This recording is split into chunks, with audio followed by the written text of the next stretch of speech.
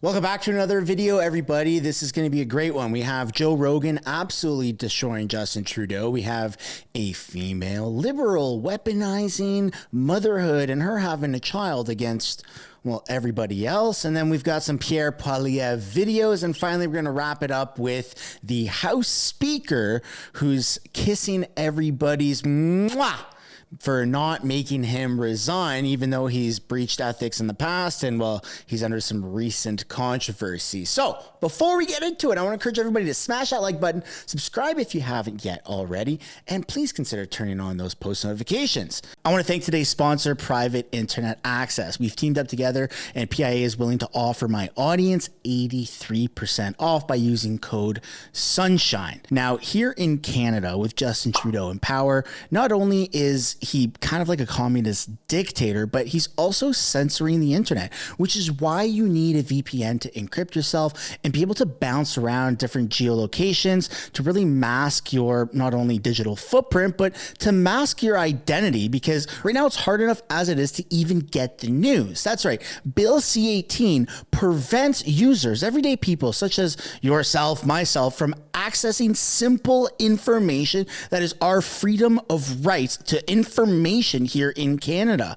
If you go on Facebook, you currently can't even see Canadian news. It's wild, and who knows what's next. Maybe he's going to ban everything with Google, maybe here on YouTube. So you need to cover yourself and protect yourself with a VPN such as Private Internet Access. And what better way to do that here in Canada than having 83% off? The link for that is down in the description below, as well as the pinned comment. Use code SUNSHINE with Private Internet Access for 83% off. Thank you, Private Internet Access, for sponsoring today's video. Now, before we get into the videos, we're going to just take a little look-see-poo here at the federal polls. We have the seat projections, 199 for the Conservatives with a bottom of 161. And a high end of 220. It still is looking like you're going to see the Conservatives with a majority government. Odds of winning the most seats, cons are still at 99% with a 88% likelihood of them winning a majority government and a 12%, only a 12% likelihood of them winning a minority government. So good news there. Now, things are going to be drying up a little bit in the coming days over the course of the next couple of weeks because it is the Christmas holidays. Now, I'll still be posting some videos, and we're going to work with what we have. So let's take a look at what we have. We have Karina Gould, who is doing an interview with CPAC. And you know what? It's 27 minutes and 40 seconds of Karina Gould explaining how it's just explaining about motherhood and about politics, but it seems like a sort of weaponization. Now, leave it to a liberal woman to weaponize a child against everybody else, but there's conservative women who are pregnant. One just had a baby, Raquel Dancho. Now, I don't believe, now I could be mistaken. I could absolutely be mistaken, but I don't believe, I don't remember, I haven't come across a video of Raquel talking about being a mother and giving birth and being into politics. I don't know, man. Is it the liberal thing to do to weaponize having a kid, or is it not? I'll leave that decision up to you. But I do want to play this this last few minutes or couple minutes of this interview for you to make your mind up, and then we'll get into the Joe Rogan completely shitting on Justin Trudeau in a moment. But I do want to get back to your own impact then, because as you stated earlier, what you're doing will set a precedent for future generations. So to young girls, young women out there that want to take on a leadership role, who want life in politics, but feel that in order to do it, they'll have to sacrifice motherhood, what do you say? You don't have to. You absolutely don't have to, right? It's hard and you get pulled in different directions, but it's funny, I was at an event yesterday in Burlington and we were talking about, you know, what my maternity leave is going to look like. And I said, oh, I'm going to be out of commission for a little while in January. And an older woman said, you're not out of commission. You're forging the path for the future. Because it's giving people permission, giving women permission to do both. And in a environment and workplace that traditionally has not been welcoming for women and has particularly not been welcoming for mothers or women with children, I think this is really, really important, because if what they want to do is pursue an ambitious career to serve their country and they want to have a family, that shouldn't be one or the other. It should just be, because we haven't asked men to make that choice ever, right? And I think for me too, taking more time this time around says to the next woman, you have permission to do that too, right? You don't have to come back right away. You don't have to sacrifice the fake smiles, your family, your career. You can do it in the way that you need to do it. And we're going to work to create the supports and the workplace and the system that's going to enable you to be successful. All right, we're going to stop it there. So basically it was 27 and a half minutes of them just nodding and smiling like this, and that very fake smile that you see oh so often, specifically from liberals. Now, look, I'm not a politician. Chances are you're not a politician if you're watching this, unless you're Pierre Poilievre. Hi, Pierre. We like you on this channel. I don't see how politics discriminates against women having children. In fact, most jobs, I don't even know one single job that would discriminate against women having children in the workforce. In fact, the government of Canada is one of the most progressive governments where they actively encourage women while they're pregnant to get a job specifically for the sole purpose. I can't emphasize this enough. At least this is in the province of BC. They specifically encourage women while they are pregnant to get a job so that they can get maternity leave. That is on the official, government of British Columbia's website. And I would have to assume that that would extend across all provinces and territories. So I don't really see this thing of how it's discriminatory and being one thing or the other. You can be a mother and have a professional life. In fact, that's how a lot of people function. And most men would actually be on board with that decision. So a little bit of gaslighting coming from Karina, but of course, it's the Liberals. What else do you expect? Please let me know down in the comments what your thoughts and opinions are on that one. Now let's jump into the Joe Rogan experience. You live in the fucking frozen communist shithole of Canada. Yeah. It's cold. You get real cold water. When's the last time you've been up there? I don't go up there anymore. You refuse, right? Yeah, I just fucking... What they've done up there, what they did with the trucker rally, and what Trudeau's doing with guns, and what they're trying to clamp down on censorship on the internet, that guy can eat shit. Like, that place needs 100% an overhaul of government. Like, they're sliding down that dangerous road of communism that scares the shit out of me. Yeah, And the wickedest part about this is liberals don't see that. They don't see the parallels between communism and where Canada is going. Now, most level-headed people, pretty much all conservative-leaning people, pretty much everybody who isn't a liberal is agreeing that there are massive parallels between actual communism and what's happening here in Canada. And that's the scary part. And Joe Rogan's explaining it very, very well. it's funny because even though I'm in Canada, it seems like the prevalence of political information and media is so much lesser than what goes on in the States because it's just far more interesting. But even the alternatives that I'm aware of on the political, side of things that are trying to, get Trudeau out and replace him, not much better from my understanding. What they did with the truckers, like, for example, like the way Trudeau just openly labeled them as racist and misogynist. And then when people were donating to this trucker movement, when they were trying to, have this protest, they closed down people's bank accounts who donated. I mean, that is third world country shit. Yeah. The fact that they think they can do that in Canada is insane.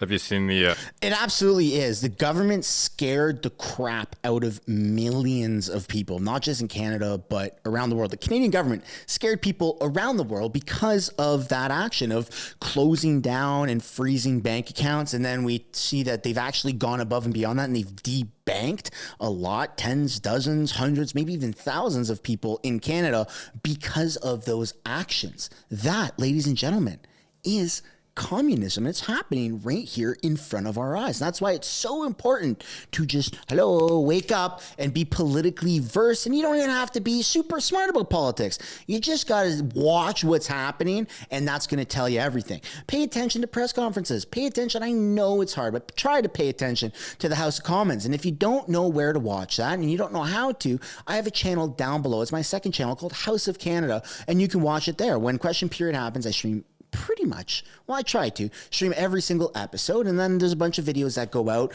of highlights. And so it's very important to be watching what's happening, who's saying what, when they're saying it, how they're saying it, because it's a very slippery slope, and we are headed downhill. The ban of news in Canada, to where if you're located in Canada, you can't access news outlets now because the news outlets or the social media platforms featuring the news outlets refuse to pay Canada their own fee, essentially.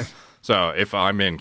That, again, is an extremely slippery slope, because if the government of Canada, or if Facebook bend at the will of the government of Canada and said, okay, we're going to pay you your fee, what about France? What about Italy?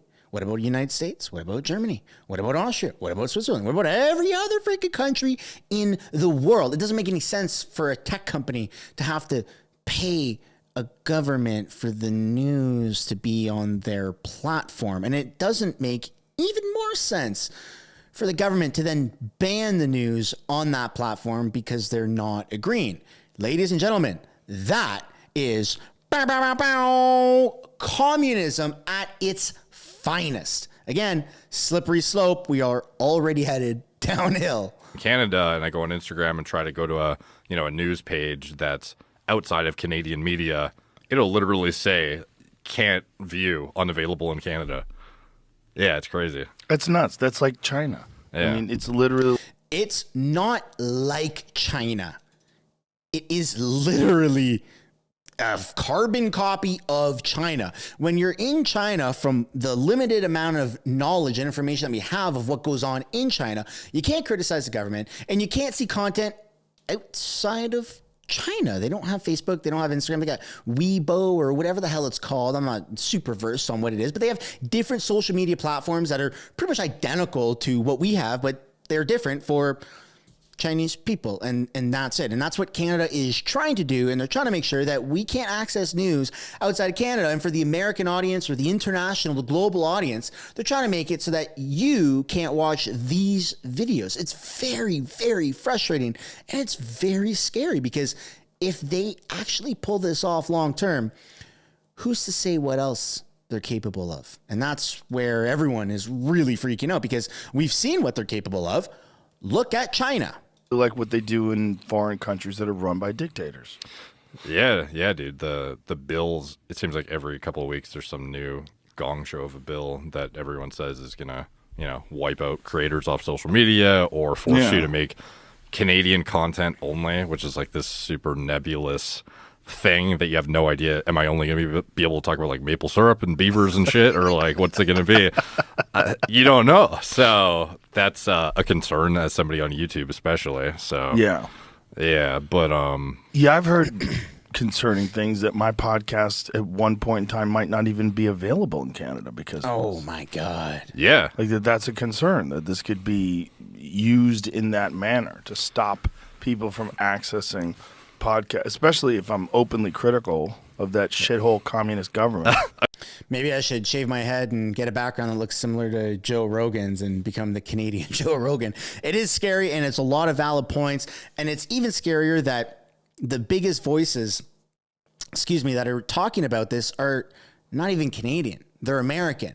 And that speaks volume. And if it feels like what the Liberals have been accusing the Conservative government, or specifically Pierre Poilievre, even if that feels like it's what's happening, and I'm going to get that in a second, we're talking about MAGA politics, right? Make America great again. The Liberals, Justin Trudeau, is trying to smear the Conservatives by shaping him and forming a narrative that he is the Canadian Trump. And to that I say, who cares? You're fired. Who cares? So the Liberals are trying to now make sure that all of Canada and Canadians in the world know that Pierre Poilievre is somehow the new Trump. First of all, that's factually incorrect. And second of all, who actually cares? You know what's beautiful about the United States and the interest in politics in the United States? They're patriotic as fuck. They're super patriotic. Americans love America. Now we just have to make sure that Canadians love China. Oopsie, not China. That Canadians love Canada. We have to make sure that that is what's happening. So if that means you're more patriotic and you're waving a flag and you got a Canadian flag on your car, Canadian flag on your house, you buy stickers from Mr. Sunshine Baby, like the one right here, linked down in the description, whatever it is, we have to make sure that more Canadians are aware of what's going on here in Canada. So love to know what you guys think down below of that clip. And now let's take a look at this Pierre Poilievre video of Justin Trudeau just dodging questions, of course. Any intention on axing the carbon tax like the Conservatives want? Are you going to back down? No, we're not axing the tax.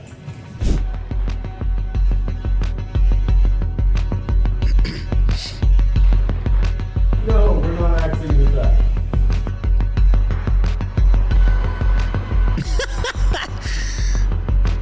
Oh. No, we're not axing the tax. Remix.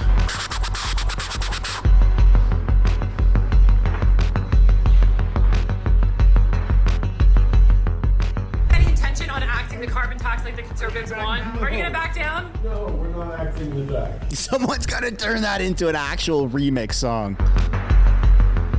Drop the beat. It's insane. And you know what? It's funny because he became really hypocritical. And they did axe the tax temporarily on the East Coast who to be to buy the guy. And everyone else is putting pressure on them. And I'm sure you're feeling the effects of extra costs this winter. By now, everybody should have turned their heat source on at some point. And with gas prices where they are, it just seems like we are in a country that's doomed. It's doomed. House prices still high. Wages are still not really matching inflation. Grocery prices are still high. Everything is, again, spiraling down out of control. We're already heading downhill. And that road is full of ice. And there is no salt on there because that's bad for the environment. The Prime Minister is not worth the price of food after 8 years of inflation. But yesterday he couldn't answer how a mushroom farm in my riding is supposed to pay its $100,000 and ends up paying carbon tax $400K. bill. Well, he did send the farm a Christmas present, a new bill. This is the November 9th to December 6th bill. Federal carbon tax, $16,050 for 1 month. And it's not even winter yet, Mr. Speaker. How would the Prime Minister like this farm to pay this $16,000 monthly bill? Raise food prices? The Honourable Minister of Environment. Thank you, Mr. Speaker. Harry Pot Smoker.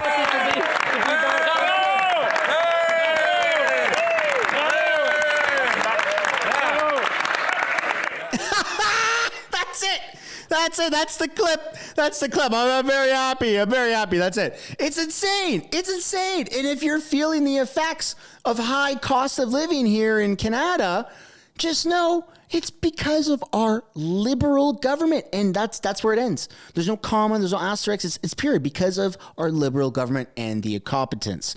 And speaking of incompetence, we're going to end today's video with Greg Fergus responds to House Procedure Committee's report not recommending his resignation as House Speaker. To those members who have generously extended me a second chance to serve as Speaker, I say thank you from the bottom of my heart. I bet those you do. members who are opposed to this second chance, let me say, I can understand your point of view. I will spare no effort to regain your trust.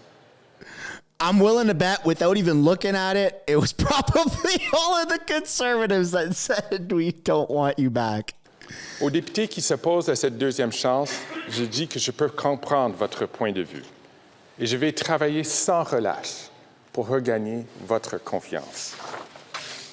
To all members, my door is open. I want to hear from you so that we can work together in collaboration. Please reach out. À tous mes collègues. And then he does it in French. All right, so he apologized. Should we give him a second chance? Hell no! No! No, of course not. He's got ethics violations in the past and now this. No, get rid of him. I don't know, elect Elizabeth May from the Green Party, or whatever the hell her name is. Let's get somebody actually fun as House Speaker for once. Come on, folks, come on. The state of Canada is extremely fragile. And what do? We hurry up and wait and we consume more content. And that's pretty much all we can do right now. But you got to have the stamina to make it another year and a half. Or at least look at it as you got to have the stamina to make it till summer break. We're 6 months away. We're 6 months away from summertime, all right? And then summer break. And then we got the winter. And then we get into election season. And that is where you have to make it to. Don't break until then. Ladies and gentlemen, and everyone in between, that's where we're getting today's video. Thanks so much, Private Internet Access, for sponsoring today's video. I will see you all in the next one. Don't forget on our way out to smash that like button, subscribe if you haven't yet already, and turn post notifications on. Bye for now.